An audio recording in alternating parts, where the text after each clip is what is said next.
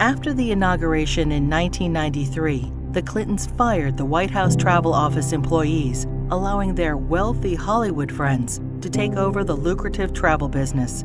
This led to investigations by the FBI, DOJ, GAO, Oversight Committee, and the Whitewater Independent Counsel. The Clintons claimed the firings were due to financial misdeeds, but the employees were cleared on all counts. Hillary Clinton allegedly played a central role in the firings, yet in her sworn testimony, she claimed she was not involved.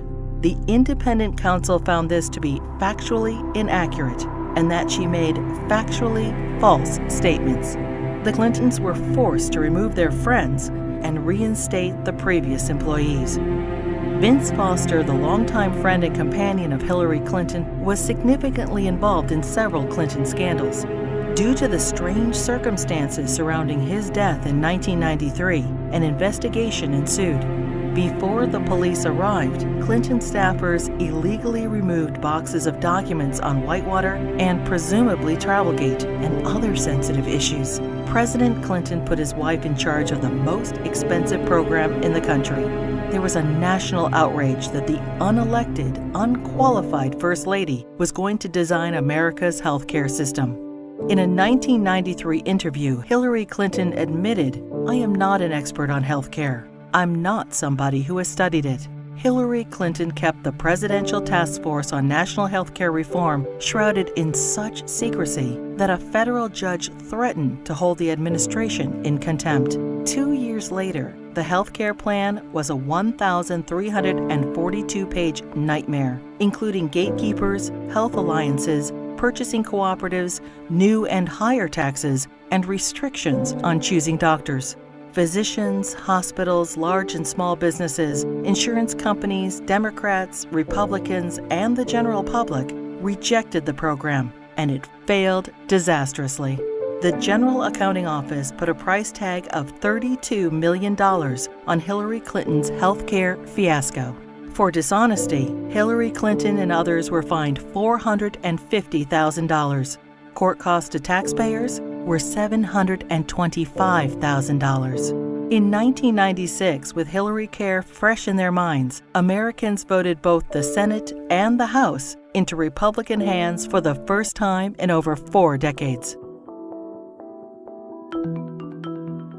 In 1994, President Clinton's Attorney General Janet Reno initiated an investigation focusing on fraud accusations against the Clintons regarding their real estate venture, Whitewater Development Corporation, co-owned with their friends Jim and Susan McDougal.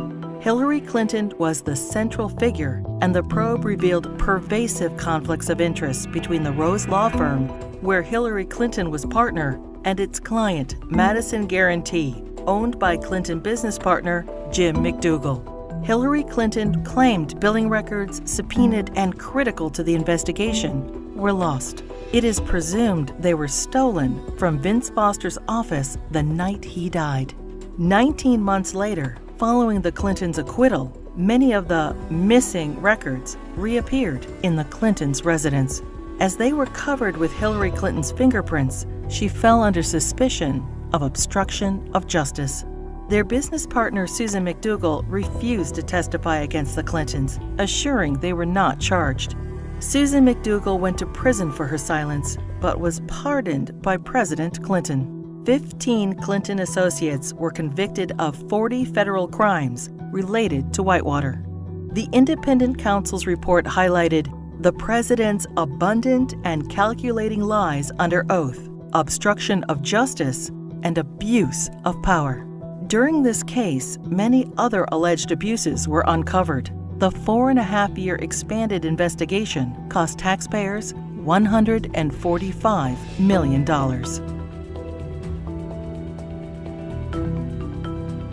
Hillary Clinton's trades in cattle futures raised suspicions of improprieties as her very first trade of $5,000 quickly turned into over $490,000. She refused to release her tax returns for the years in question. Hillary Clinton insisted that she made all the investment decisions herself, The investigation proved her trades were actually placed by her friend James Blair through the brokerage firm Refco. James Blair was outside counsel for Tyson Foods, the largest employer in Arkansas, which is state-regulated.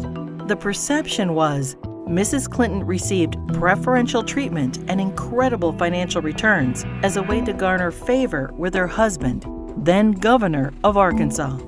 Refco was investigated and paid the largest fines in the history of the exchange.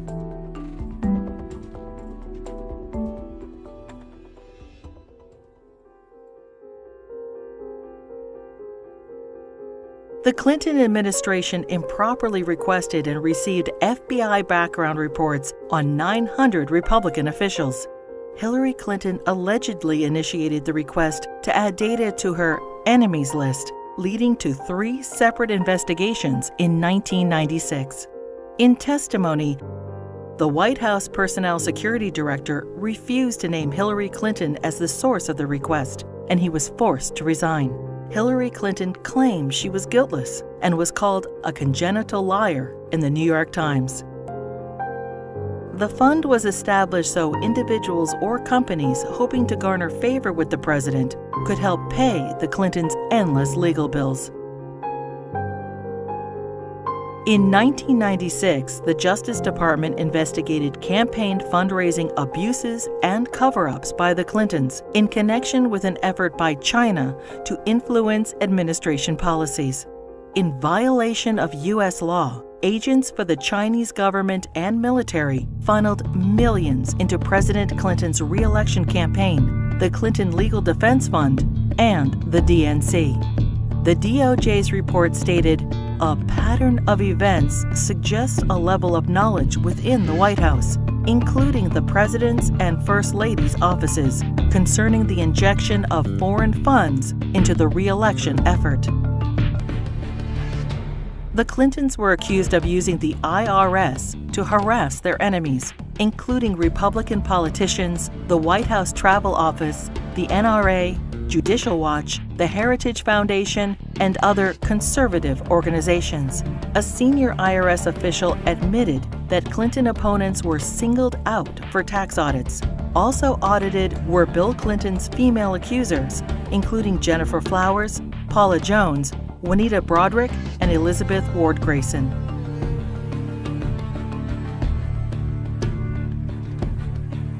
As he was leaving office in January 2001, President Clinton pardoned 450 people for crimes ranging from cocaine trafficking to kidnapping and terrorism. Several pardons personally benefited Hillary Clinton and were investigated for direct ties to her New York Senate bid.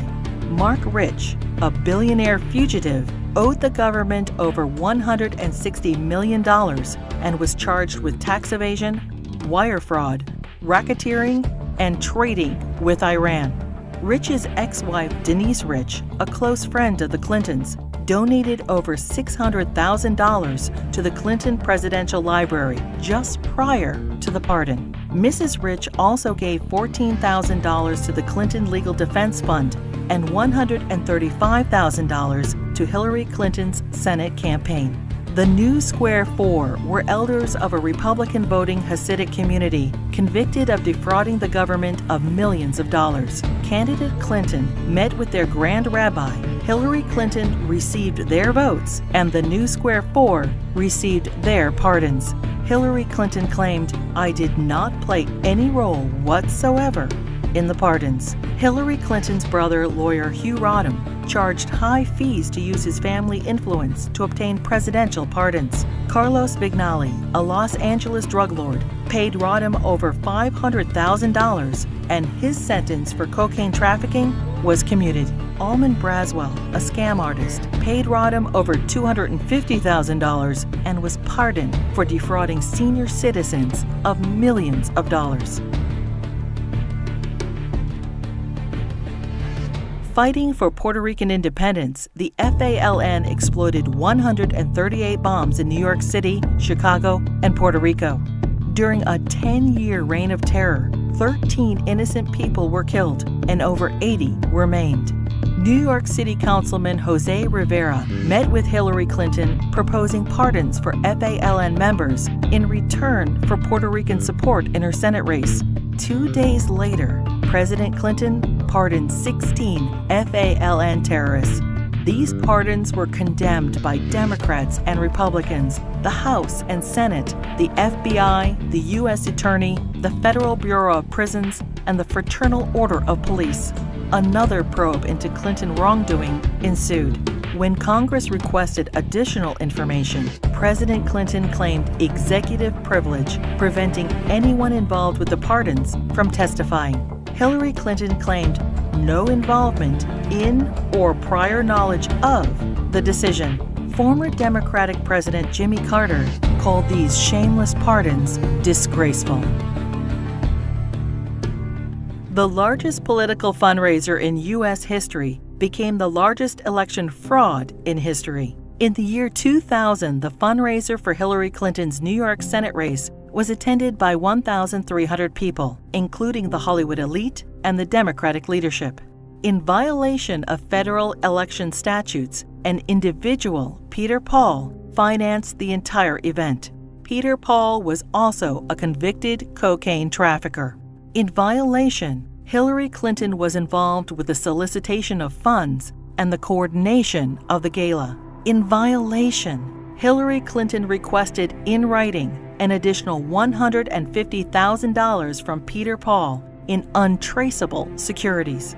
The Clinton campaign's filings with the Federal Elections Committee stated the event only cost $500,000. The actual price tag was $1.5 million. Senator Clinton was fined over $50,000 for purposely underreporting the cost of the event. In another campaign finance fraud, Hillary Clinton ignored FBI warnings and accepted over $900,000 from scam artist and felon Norman Suh. Hillary Clinton's Senate tenure was undistinguished. In 7 years, she introduced only 3 minor bills which became law, including the naming of a post office. She helped secure millions in federal assistance for a New York developer. Ethics questions arose when the businessman donated over $120,000 to the Clinton Foundation. Senator Clinton did not support English as the official language of the United States government, and she enthusiastically voted for the Iraq War resolution. Hillary Clinton ignored Senate rules and reporting requirements for the hiring of staff and non-paid fellows, breaking the Senate Code of Official Conduct and hiding multiple conflicts of interest. She was investigated by the Senate Select Committee on Ethics.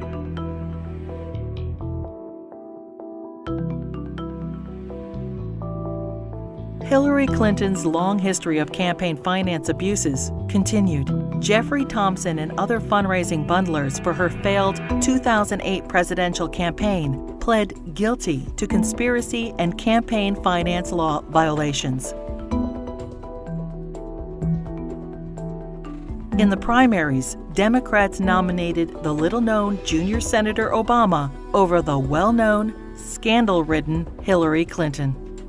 In 2009, President Obama nominated Hillary Clinton as Secretary of State. In 2014, the State Department spokesperson was asked to identify one tangible achievement from Hillary Clinton's 4 years as Secretary of State. She responded, "I am certain those who were here at the time, who worked hard on that effort, could point out one." Secretary Clinton's tenure had no signature doctrine or diplomatic breakthrough. It was, however, 4 more years of scandals. The Clinton State Department wasted $80 million on a U.S. consulate in northern Afghanistan, which will never be completed. Under Clinton's name, the Foreign Service gathered details on foreign diplomats, our allies and officials of the UN, including internet usernames, email addresses, credit card numbers, fingerprints, frequent flyer account numbers, and work schedules. The Clinton State Department lost approximately $6 billion due to improper filing of contracts.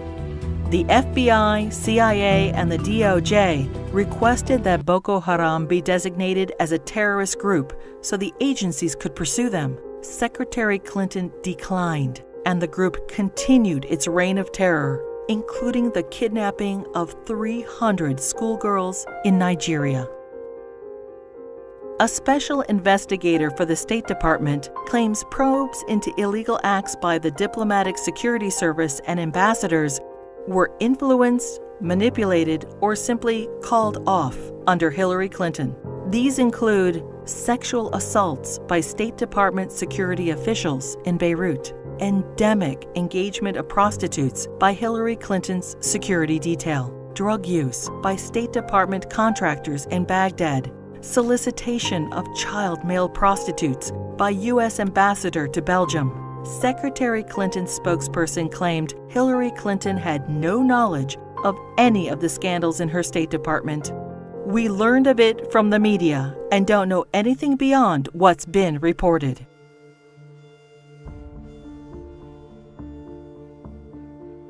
The United States mission in Benghazi, Libya, was attacked on September 11, 2012. As Hillary Clinton was Secretary of State at the time, she is at the heart of the cover-up investigation.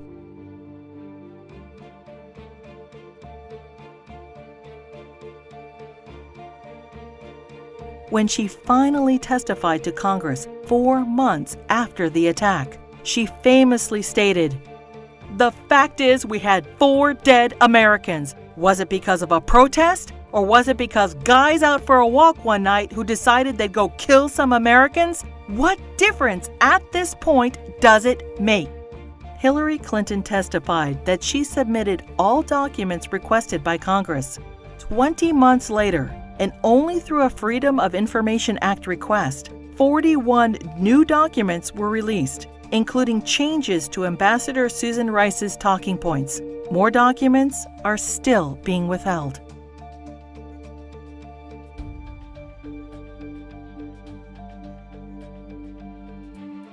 The Presidential Records Act allows restricted access to documents for 12 years after leaving office. Now, 14 years later, the Clintons are still withholding thousands of records from the public. Over 300 Freedom of Information Act requests have been ignored, suggesting more damaging revelations about the Clintons. It is difficult to separate the Clintons' personal and political financial ventures from those of the Clinton Foundation. The New York Times expose on the Clinton Foundation details moral and fiscal chaos, shameless fundraising, and calls it mired in conflicts of interest. Run by old Clinton friends, it has been grossly mismanaged and, despite enormous donations, ran multi-million-dollar deficits. Already rife with conflicts of interest, the foundation's offices are now shared by the Hillary Clinton presidential campaign. Americans can give $2,300 to presidential candidates, but there are no limits on donations to foundations. Hillary Clinton cannot legally accept campaign donations from foreigners, but no restrictions apply to foundations. Secretary of State Clinton traveled to Moscow and pressed the Russian government to purchase planes from Boeing. 2 months later, contract in hand, Boeing donated $900,000 to the Clinton Foundation. The foundation's support from foreign interests hoping to influence U.S. policy is of grave concern. Foreign donations to the foundation increased by 70% when Hillary Clinton ran for president in 2008.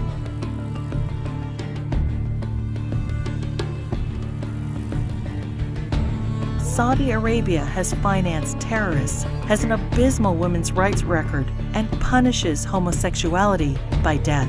And yet, the Kingdom of Saudi Arabia is one of the largest supporters of the Clinton Foundation.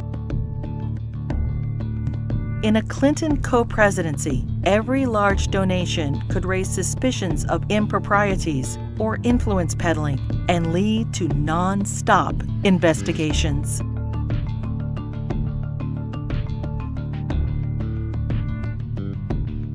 Many qualified and deserving politicians, Democrat and Republican, women and men, are waiting to lead this country.